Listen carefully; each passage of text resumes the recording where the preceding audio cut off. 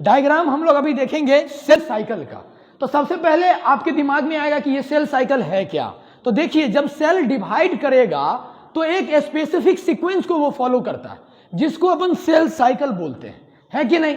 और ये cell cycle आप देखिएगा कि किस तरह से लाइफ जो है शुरू होता है किसी ऑर्गेनिज्म का यूनिसेलुलर जाइगोट से, और वो किस तरह से मल्टी सेलुलर बन जाता है। तो कहीं ना कहीं है कि सेल डिवाइड करता है और अपने नंबर को वो गेन करता है।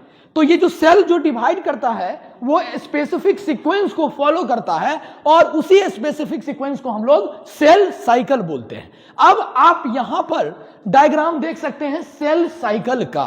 तो यहां पर आप देखिए, सेल साइकिल को हम लोग दो पार्ट में बांटते हैं।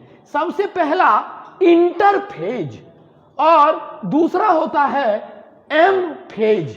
तो आप देखिए, हम इंटरफेज को ग्रीन एरो से दिखा रहे हैं और जो एम फेज है उसमें पिंक चला रहे हैं।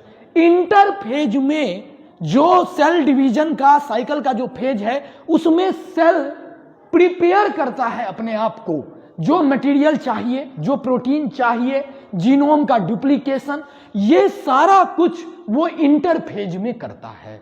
और एक्चुअल डिवीजन जो होता है वो एम फेज होता है, जो एम फेज में प्रोफेज, मेटाफेज, एनाफेज और टीलोफेज आता है। तो सेल साइकिल का जो सीक्वेंस है उसको हम लोग दो पार्ट में बांटे। सबसे पहला जो है वो इंटरफेज है और दूसरा जो है वो एम फेज है डिवीजन का, है कि नहीं। तो उसको हम लोग देख चुके हैं, और एम फेज में प्रो, मेटा, एना और टीलो आ रहा है। इस तरह से सीक्वेंस होगा। हर इवेंट्स में क्या क्या होता है इसको हम लोग नेक्स्ट वीडियो में देखेंगे।